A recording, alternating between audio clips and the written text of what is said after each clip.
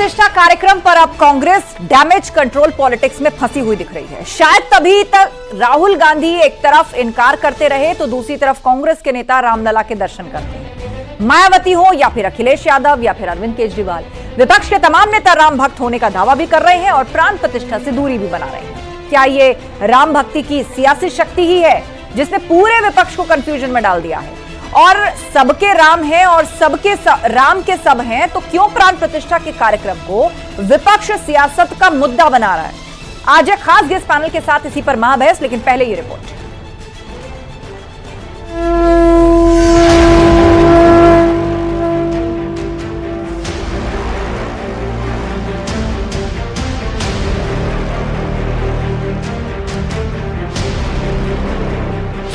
कांग्रेसी सियासी डुबकी लगाएंगे, 22 को नहीं जाएंगे। आजकल तो पूरा देश राममय है, राम जी की भक्ति में सराबोर है। अब अयोध्या में वहां की गलियों में गोलियां नहीं चलेंगी, बल्कि दीपोत्सव होंगे। डैमेज कंट्रोल पॉलिटिक्स में कांग्रेस कंफ्यूज हो गई। आरएसएस ने, बीजेपी ने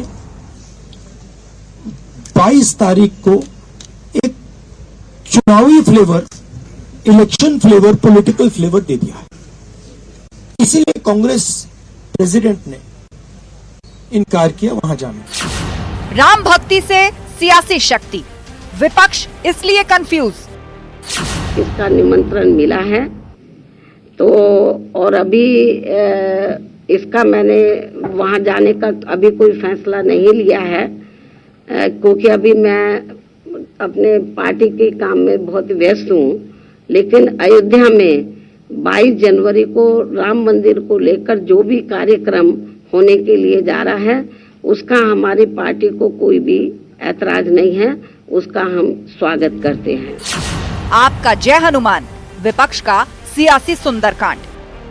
अरविंद केजरीवाल जी प्रभु श्री राम के परम भक्त हैं और वे अपने जीवन का कोई भी बड़ा काम है या कोई नए काम की शुरुआत करते हैं तो बजरंग बली के और प्रभु श्री राम के चरणों की धूल अपने माथे पे लगा के करते हैं। जो वो कर रहे हैं आप वही करना चाह रहे हैं, तो आप में बीजेपी आरएसएस में क्या फर्क रहा है? मेजॉरिटी कम्युनिटी के वोट को कैसे हासिल किया जाए, उसका कॉम्पिटिटिव हिंदुत्व हो रहा है। और मैं इस देश के मुसलमानों से अपील कर रहा हूं कि आप लोग देखिए, श्री राम सबके तो राम काज पर राजनीति क्यों? तो कांग्रेस बहाने ढूंढ रही है और सहयोगी दल दूरी बनाए रखे। मैं इतना ही कहूंगा, तारीख, स्थान, समय सब तय कर दिया है, निमंत्रण भी भिजवा दिया है। आइए रामलला के दर्शन कीजिए। ये उन बरसाती मेंढकों की तरह है जो केवल और केवल चुनाव के समय पर मंदिर जाते हैं।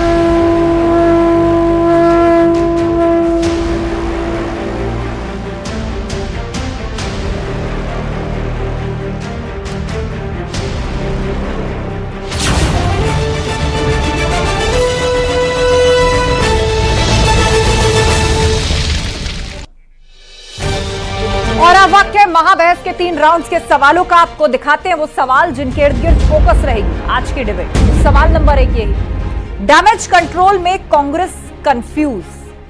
अब प्राण प्रतिष्ठा से दूरी बना ली है, लेकिन खुद को राम भक्त भी बताना है। इस डैमेज कंट्रोल पॉलिटिक्स में कांग्रेस जो है वो काफी कंफ्यूज हो गई है। राम भक्ति से सियासी शक्ति, विपक्ष की टेंशन, ज्यादातर विपक्षी दल यही कर रहे हैं। एक तरफ तो श्री राम को प्रणाम कर रहे हैं तो दूसरी तरफ प्राण प्रतिष्ठा से दूरी भी बना रहे हैं। तो आखिर जनता तक ये कंफ्यूजन क्या सियासी मैसेज लेकर जा रही है? श्री राम सबके तो राम काज पर राजनीति क्यों? अब इसे राजनीति नहीं कहेंगे तो और क्या कहेंगे? कोई दिल्ली में सुंदरकांड करा रहा है, कोई सरयू में डुबकी लगा करके आ गया, किसी ने निमंत्रण एक्सेप्ट किया लेकिन प्राण प्रतिष्ठा से दूरी बनाई। किस लिए? सिर्फ सियासत के लिए? चर्चा के लिए डॉक्टर कौशल कांत मिश्रा हमारे साथ हैं, बीजेपी प्रवक्ता। अशोक यादव जी हमारे साथ हैं, सपा प्रवक्ता। थोड़ी देर में आप प्रवक्ता अभिषेक तिवारी भी जुड़ेंगे, साथ भी प्रज्ञा भारती जी हमारे साथ हैं, फजील अहमद मुस्लिम स्कॉलर वो भी हमारे साथ थोड़ी देर में जुड़ेंगे। आप सभी पैनलिस्ट का बहुत बहुत स्वागत है। शुरुआत डॉक्टर कौशल कांत मिश्रा जी, 2024 देश में आम चुनाव होने जा रहा है और ऐसे में राम मंदिर और प्राण प्रतिष्ठा ये एक तरह से केंद्र बिंदु बन चुका है पॉलिटिक्स का। सियासी पार्टियां कह रही हैं कि हम राम के नाम का राजनीतिक इस्तेमाल, आज राहुल गांधी ने भी यही कहा कि मैं इस पर राजनीति नहीं करना चाहता, मैं इस राजनीतिक ओकेजन पे इसलिए नहीं जाना चाहता। लेकिन साथ ही उन्होंने यह भी कहा कि भाई राम तो सबके हैं और सभी साथियों को राम राम।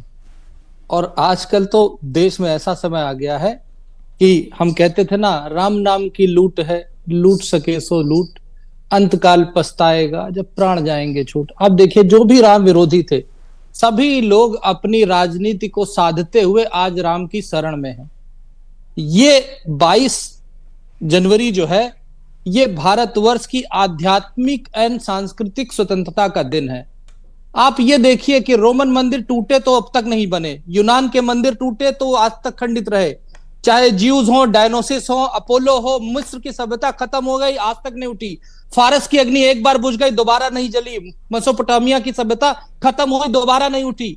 ये केवल भारत ही है, भारत की सनातन संस्कृति है, राम की संस्कृति है, जो आज इतने आक्रमणों के बाद, गोरी हो, कुतुबुद्दीन हो, सिकंदर लोदी हो, औरंगजेब हो, बाबर हो, इतने आक्रमणों के बाद 500 सालों के बाद भारत को 22 तारीख को आध्यात्मिक और सांस्कृतिक स्वतंत्रता का महासमागम होने वाला है और विपक्ष आज भी उसमें राजनीति कर रहा है। इसमें तो सिर्फ मैं यही कहना चाहूंगा कि विपक्ष से राम राम। ठीक है, अशोक यादव जी, निमंत्रण स्वीकार है लेकिन जाएंगे नहीं, सिर्फ सियासी डर। अब बताइए, श्री राम और राम मंदिर पर सियासत कौन कर रहा है? देखिए आस्था जी, अगर आप कहेंगे कि इंडिया गठबंधन के लोग सियासत की वजह से नहीं जा रहे हैं 22 जनवरी को, तो जो शंकराचार्य हमारे देश के 4 जो हिंदू धर्म गुरु एक तरह से हैं, रखवाले हैं हिंदू धर्म के, वो उनको कौन सा पॉलिटिकल माइलेज लेना है कि वो लोग इसका बाइकआउट कर रहे हैं। वो लोग स्पष्ट कर रहे हैं कि ये जिस तरह से अपूर्ण मंदिर का प्राण प्रतिष्ठा कराया जा रहा है, ये आनंद फानंद में कराया जा रहा है, जो कि अशुभ है, ये धर्म के सम्मत नहीं है, धर्म सम्मत नहीं है। ये जो है मंदिर कंप्लीट होने के बाद प्राण प्रतिष्ठा होती है, तो कहीं न कहीं ये भारतीय जनता पार्टी इसका पॉलिटिकल माइलेज हासिल करने के लिए इस तरह का प्रोग्राम करवा रही है। ये समाजवादी पार्टी नहीं कर रही है, हमारे अभिमुक्तेश्वरानंद जो शंकराचार्य जी ने ये बात कही है। तो अगर आप कहेंगे इंडिया गठबंधन के लोग नहीं जा रहे हैं, तो शंकराचार्य लोग को क्या पॉलिटिकल माइलेज लेना है? जवाब कौशल कांत जी से हम लेंगे, ठीक है, लेकिन उससे पहले एक कमेंट, आम आदमी पार्टी के प्रवक्ता भी हमारे बीच में जुड़ गए, अभिषेक तिवारी जी। अभिषेक जी, दिल्ली में सुंदरकांड का पाठ कराएंगे लेकिन प्राण प्रतिष्ठा से दूरी बनाएंगे, किस बात का डर है? क्या ये सियासी आस्था जी, आपके सभी दर्शकों को मेरा नमस्कार। मुझे लगता है कि भारतीय जनता पार्टी हिंदुस्तान के जितने भी देवी देवता हैं उनका ठेकेदार बन के बैठी है। मुझे लगता है इस चीज पे इनको बचना चाहिए। आम आदमी पार्टी सभी धर्मों का सम्मान करती है और ये पहली बार हम लोग कोई हनुमान चालीसा नहीं करा रहे हैं या सुंदरकांड नहीं करा रहे हैं। हमारे विधायक, हमारे मंत्री, हमारे सांसद, हमारे पदाधिकारी पार्टी के निरंतर इसको कई महीनों से कराते आ रहे हैं। इस बारी हम लोगों ने व्यवस्थित तरीके से एक दिन ही कराए हैं और आगे भी करते रहेंगे। अरविंद केजरीवाल जी जैसे पूरे दुनिया को, पूरे देश को यह पता है कि परम राम भक्त हैं और हनुमान जी के भक्त हैं। कोई भी बड़ा कार्य करने से पहले उनके चरणों का धूल अपने सर पे लगा करके कार्य की शुरुआत करते हैं। ऐसा हमारे हिंदू धर्म में कहा गया है कि पूजा पाठ से जो भी विघ्न आती है वो दूर हो जाता है। बड़ा ही अचरज और आश्चर्य है कि राम भगवान का ठेकेदार भारतीय जनता पार्टी कौन होती लेने वाली? ये कौन लोग कौन होते हैं? बताएंगे राम मंदिर में कब पूजा करना है, कब आना है, किसके साथ आना है, किसके साथ नहीं आना है। इस सबका जवाब लेंगे। एक बार सभी पैनलिस्ट अपनी बात रख ले। हमारे बीच में साध्वी प्रज्ञा भारती जी भी हैं। चलिए 10 सेकंड पूरा कीजिए, उसके बाद साध्वी प्रज्ञा भारती जी। राम भगवान तो आराध्य हैं, ये सबके हैं, ये कड़कड़ में है, आसमान से लेकर धरती तक, पाताल से लेकर जमीन तक, हर जगह राम भगवान है।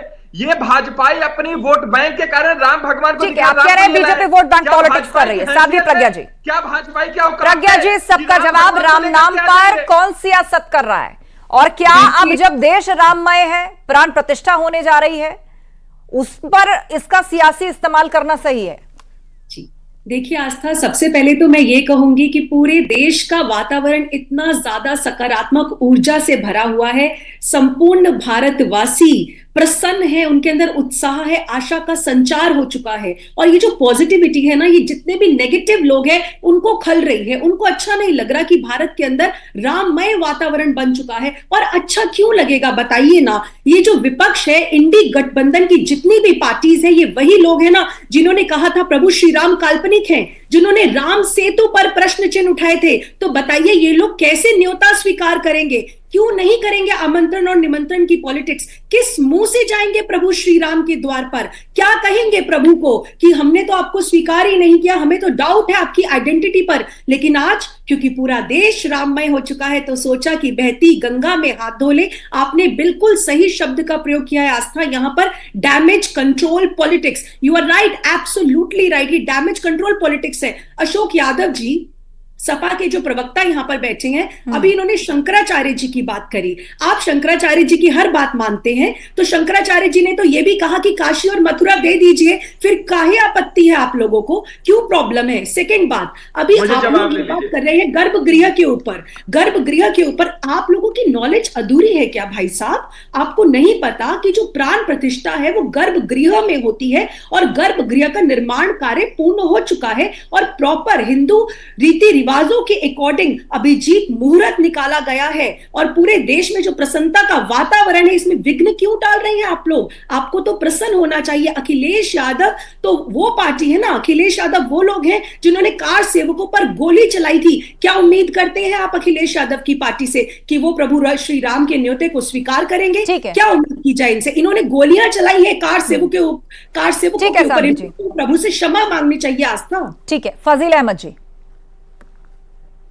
डैमेज कंट्रोल पॉलिटिक्स में है विपक्ष, लेकिन सियासी मैसेज जनता तक क्लियर है मुझे लगता है। हाँ, विपक्ष डैमेज कंट्रोल पॉलिटिक्स में है, राम भक्ति से सियासत और बड़ा कंफ्यूजन क्रिएट कर दिया है जनता के बीच में।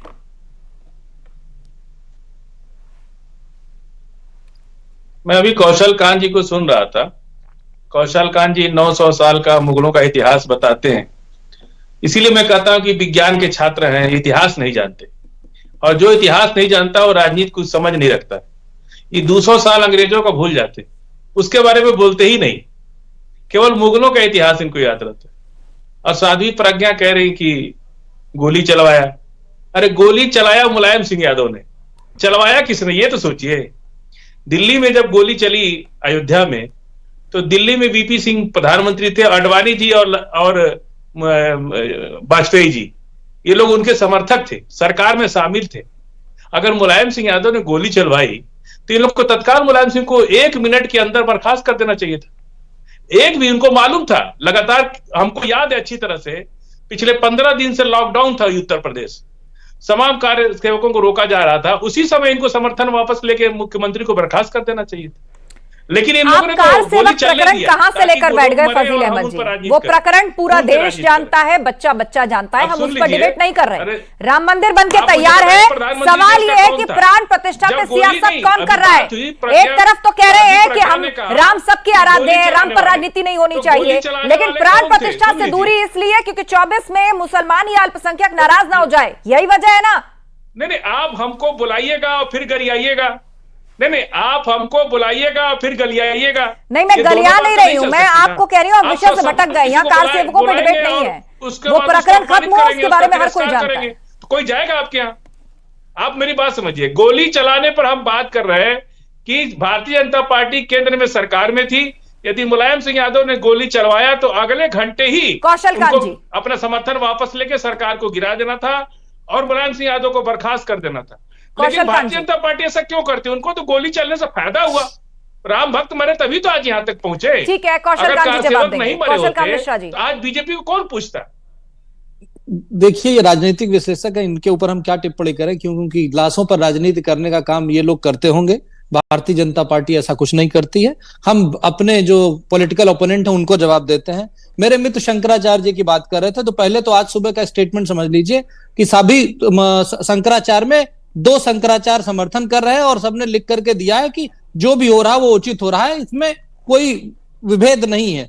और जहां तक रही शंकराचार्य समाजवादी पार्टी कर रही है, आपने अब आजकल खूब वीडियो चल रहा है, जब शंकराचार्य को किस तरह से चौराहे पे पीटा गया था, तब ये शंकराचार्य का समर्थन भूल गए थे। और वो समय भूल गए थे जब शंकराचार्य को कांग्रेस ने 10 साल तक जेल में डाल दिया था, वो भी शंकराचार्य का समर्थन भूल गए। तो ये जो लोग सिलेक्टिव पॉलिटिक्स कर रहे हैं, जो लोग आज अपने वोट बैंक को देख करके चुनावी हिंदू बनने की कोशिश कर रहे हैं, राजनीति वो कर रहे हैं। भारतीय जनता पार्टी ने जब से राम मंदिर का साथ पकड़ा है, घोषणा पत्र पे लिख करके आते रहे, चाहे 2 सीट हो, चाहे 200 सीट हो, चाहे 400 सीट हो, राम मंदिर हमारे घोषणा पत्र पे रहा है।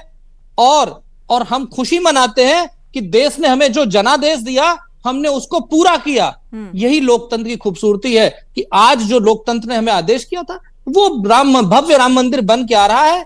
जिनको आना है आए, जिनको आना है ना आए। अगर ये राजनीति नहीं कर रहे होते तो अलग अलग जगह अपने स्टेट में इस दिन के दिन क्यों मंदिरों के दरवाजे पे जा रहे हैं? यानी कि इनको अपने वोट बैंक की चिंता है, इसलिए ऐसा कर रहे हैं। अभिषेक तिवारी जी, ये कंफ्यूजन नहीं तो और क्या है?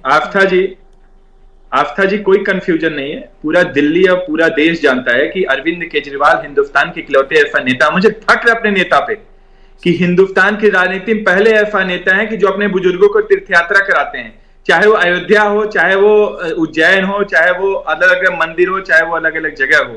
बता दीजिए कोई ऐसा नेता हो। और बड़ा ही आश्चर्य होता है, भारतीय जनता पार्टी वाले कौन होते हैं बताने वाले कि इस दिन आना है, इस दिन नहीं आना है। और जहां तक न्योते की बात है कि भारतीय जनता पार्टी वाले कौन होते न्योता देने वाले।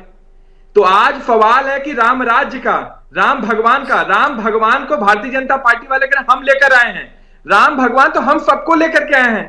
मुझे लगता है कि मैं सनातनी हिंदू हूं, ब्राह्मण परिवार में जन्म लिया हूं। मुझे राम भगवान की वजह से जो भी हूं, जहां भी बैठा, राम भगवान की वजह से हूं। और ये भाजपाई करे मैं राम भगवान को लाया हूं। मुझे लगता है कि किसी भारतीय जनता पार्टी के नेता की इतनी हैसियत नहीं है कि राम भगवान को लेकर, राम भगवान 5000 साल पहले आए हैं। जहां तक राम राज्य की बात है, हिंदुस्तान के इतिहास में राम राज्य को चरित्रार्थ करने का कोई एक नेता कार्य किया तो अरविंद केजरीवाल जी किए। राम राज्य का क्या मतलब होता है? मुझे अरविंद केजरीवाल का एक स्टेटमेंट मैं बोलने नहीं दूंगा। नहीं आस्था जी, मैं कह रहा हूँ राम राज्य को चरित्रार्थ करने कोई कार्य किया तो अरविंद केजरीवाल जी किए। राम राज्य आपने अपने दावे रख दिया, अब इस पर जवाब सुन लीजिए। सुनिए, क्या मतलब जवाब सुनिए ना। अरविंद केजरीवाल का एक बड़ा भाषण हुआ करता था जिसमें उन्होंने कहा था, मैंने अपनी नानी से पूछा, नानी आज तो तू बहुत खुश होगी। जवाब सुन लीजिए ना अब अभिषेक जी। हाँ बोलिए। जब सुप्रीम कोर्ट का जजमेंट आया था तो अरविंद केजरीवाल ने अपनी नानी से पूछा था, नानी आज तो तू बहुत खुश होगी। नहीं, तो उनकी नानी ने जवाब दिया था, नहीं बेटा, मैं बिल्कुल खुश नहीं हूँ। मैं बिल्कुल खुश नहीं हूँ कि एक मस्जिद तोड़ करके उसके ऊपर बनाए गए मंदिर में मेरा राम कभी खुश नहीं है। अरे ये इस तरह के जो भ्रष्टाचारी है, आम आदमी पार्टी से बड़ा भ्रष्टाचारी, जिनके सारे नेता शिक्षा का नाम लेकर के आए थे, शराब घोटाला करके जेल की सलाखों के पीछे ईडी इनके पीछे चल रही है। लोग जा रहे हैं पूछताछ कराने के लिए। अरविंद केजरीवाल और आम आदमी पार्टी से बड़ा जो कट्टर ईमानदार हुआ करते थे, वो कट्टर बेईमान निकले। उनका क्या करना, वो केवल वोट। और जवाब की बात बोलिए। उसके बाद साध्वी जी का रुख करूंगी मैं। 20 सेकंड अभिषेक जी बोलिए। ठीक है कौशल कांत जी, उनकी बात सुन लीजिए। ठीक है बोलिए अभिषेक जी, आपकी आवाज जा रही है। क्या होगा? उनपे ज्यादा ईमानदार कोई नेता नहीं है। आप बताइए, अगर भ्रष्टाचार का मामला होता तो अजीत पवार आज जेल में होते, नारायण राणे आज जेल में होते, हेमंत बिस्वा शर्मा जेल में होते, शुभेंदु अधिकारी जेल में होते। इनको डर है कि अरविंद केजरीवाल इनके पास की कुर्सी हटा सकते हैं, इसलिए केवल गोल गोल घुमाने का कार्य। ठीक है, आप दोनों शांत हो जाइए। देखिए, बहस का विषय अब ये नहीं है।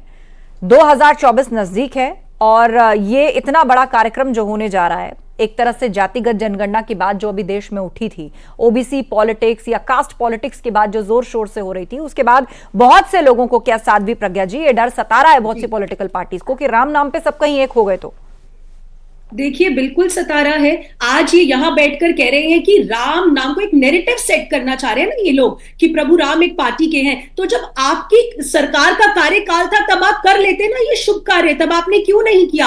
आमंत्रण पर भी राजनीति कर रहे हैं यहाँ पर। केजरीवाल जी की तो महिमा मंडन कर रहे हैं, थोड़ा प्रभु श्री राम का भी महिमा गुणगान कर लीजिए ना। और दूसरी बात, ये जो रोजा इफ्तार की पार्टी में जाते हैं टोपी लगाकर, तब इनको ये चाहे केजरीवाल जी हो, चाहे अखिलेश यादव जी हो, चाहे कांग्रेस के राहुल गांधी हो, तब इनको कहां से न्योता आता है क्या? तब इनकी आमंत्रण और निमंत्रण की पॉलिटिक्स कहां चली जाती है? तब इनको ये सब बातें नहीं सुझाती हैं। आज ये इतनी बड़ी बातें कर रहे हैं। अखिलेश यादव वही है ना जिन्होंने ये बोला था कि इनके पिताजी ने क्या नारे लगवाए थे, मिले मुलायम काशी राम, हवा में उड़ गए जय श्री राम। आज इनको पूरे देश ने, भारत की जनता ने जवाब दिया है और निसंदेह मैं कहूंगी कि प्रधानमंत्री मोदी और योगी जी साधुवाद के पात्र हैं।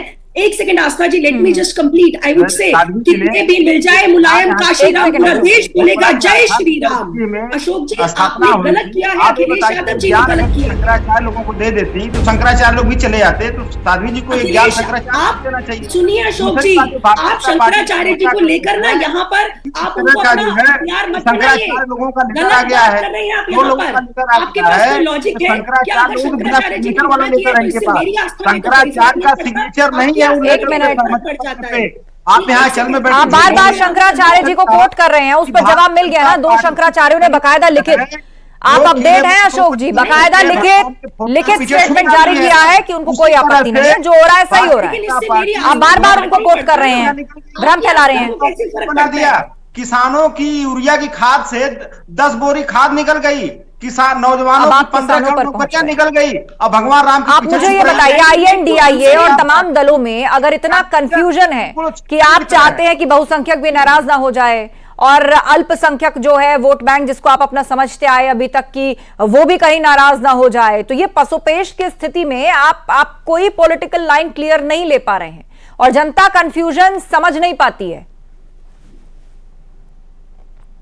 आस्था जी मुझसे पूछ रही हैं? जी, उसके बाद अभिषेक जी। कोई कंफ्यूजन नहीं आस्था जी, हमारा एकदम स्पष्ट मानना है कि भगवान राम सबके हैं और हम दर्शन करने जाएंगे। अखिलेश जी ने लिखित दे दिया है कि हम अब अपने हिसाब से विद फैमिली दर्शन करने जाएंगे। हमारा सवाल इतना है कि भारतीय जनता पार्टी, मैं इसके पहले भी वही कह रहा था, इन लोगों ने पीडीए के लोगों की नौकरियां इन लोगों ने निकल गया, उनको अग्निवीर बना दिया। आरएसएस भाजपा के लोगों ने सर्वे करा के देखा कि सबसे ज्यादा आर्मी में जा रहे हैं दलित के लड़के और उनके घरों का एम्पावरमेंट हो रहा है। आज राम के नाम पर जाति की बात क्यों ले रहे हैं? हमारे शास्त्र कहते हैं जात ना हुए जगदीश की तो हरिजन की क्या हुए। अशोक जी आप मेरी बात सुन लीजिए, फिर आप अपना पॉइंट रखिएगा। ठीक है अशोक जी, ये लोग तो छिपकली हैं, बिल्कुल भारतीय जनता पार्टी छिपकली। चलिए ठीक है, आपने अपनी बात रखी। 10 सेकंड साध्वी जी, उसके बाद कौशल कांत जी। अभिषेक जी डिस्कनेक्ट हो गए। साध्वी जी, आप राम के नाम पर राजनीति क्यों कर रहे हैं? राम के नाम पर पीडीए कहां से आ गया? जात ना हुए जगदीश की तो हरिजन की क्या हुए? अरे हमारे यहाँ जात पात की बात नहीं की जाती है, प्रभु श्री राम की बात की जाती है। आप जाइए ना प्रभु श्री राम के दरबार में सेवक बनकर जाइए, आपको अवसर मिला है, सुनहरा अवसर है, गोल्डन चांस से माफी मांगिए। अखिलेश यादव रामचरितमानस की जब प्रतियां फटती है ना, तो अखिलेश यादव स्वामी प्रसाद मौर्य का प्रमोशन कर देते हैं डिमोशन की जगह। है आपकी पार्टी, अखिलेश यादव हिंदुत्व को धोखा कहते हैं, जमीनों का स्कैम हो रहा है। कौशल कांत जी, मेरे पास लास्ट 1.5 मिनट का वक्त है। कौशल कांत जी। आस्था जी, ये समाजवादी पार्टी वही पार्टी है जो राम मनोहर लोहिया जी जो चलाते थे रामायण मेला, उसको बंद कराने का काम किया है, उसको बंद कराने का काम किया है मुलायम सिंह यादव ने। ये वही राम समाजवादी पार्टी है जिन्होंने राम दाने का नाम बदल के मुलायम दाना कर दिया। ये वही राम समाजवादी पार्टी है। एक एक करके बोलिए आप लोग, बाली के वंशज भी इस देश में रहते हैं। एक एक करके बोलिए आप लोग, उनको भी तो कुछ चाहिए जी प्लीज। बाली के अभिषेक जी, फाजिल जी, आप दोनों शांत होइए, आप दोनों शांत होइए। मेरे पास लास्ट 40 सेकंड का वक्त बचा है। 10 सेकंड कौशल कांत जी पूरा कीजिए। राम मनोहर लोहिया जी का रामायण मेला मुलायम जी ने बंद किया, राम दाने को मुलायम दाना रामायण मुलायम सिंह ने किया, राम भक्तों पर गोली चलाई, रंगोत्सव बंद किया, दीपोत्सव बंद किया, 84 कोसी परिक्रमा बंद की, सारी यात्राएं बंद कर दी, लखनऊ के थानों में होने वाली शिवरात्रि को बैन कर दिया। ये करने वाले आज राम भक्त बन के चले आए हैं। अगर इतना ही शौक है तो मुझे ये बता दें, ठीक है, अभी समय मथुरा खत्म हो रहा है। जन्मभूमि का मामला है, उसमें इनका क्या पक्ष है? अभी इनसे पूछिए, लाइव पूछिए, अभिषेक जी 10 सेकंड, समाजवादी शो खत्म पार्टी करना है का क्या पक्ष है? हिंदू धर्म का कोई सबसे ज्यादा अपमान और बर्बाद करने का प्रयास किया तो भारतीय जनता पार्टी है। अरविंद केजरीवाल, आम आदमी पार्टी गिरगिट की तरह रंग बदलने वाली आम आदमी पार्टी, गिरगिट की तरह रंग बदलने वाली आम आदमी पार्टी। चलिए, समय खत्म हो रहा है, मुझे बहस को यहीं रोकना पड़ेगा। कुल मिलाकर सवाल यह कि क्या विपक्षी पार्टियां डैमेज कंट्रोल करने की स्थिति में आते आते कंफ्यूज हो गई हैं। आप सभी मेहमानों का शुक्रिया इस चर्चा में शामिल होने के लिए, क्योंकि प्राण प्रतिष्ठा कार्यक्रम पर कांग्रेस सीधे तौर पर डैमेज कंट्रोल पॉलिटिक्स में फंसती हुई दिख रही है। अभी तक राहुल गांधी इनकार करते रहे तो दूसरी तरफ कांग्रेस के नेता रामलला के दर्शन करके आए। मायावती हो, अखिलेश यादव हो, अरविंद केजरीवाल हो, विपक्ष के तमाम बड़े नेता एक तरफ राम भक्त होने का दावा कर रहे हैं तो दूसरी तरफ प्राण प्रतिष्ठा से दूरी बना रहे हैं। क्या ये राम भक्ति की सियासी शक्ति है जिसने पूरे विपक्ष को कंफ्यूजन में डाल दिया है? और जब सबके राम हैं तो राम सबके हैं। क्यों प्राण प्रतिष्ठा कार्यक्रम को विपक्ष सियासी मुद्दा बना रहा है? महाबहस में इतना ही। खबरें जारी हैं, आप बने रहिए हमारे साथ।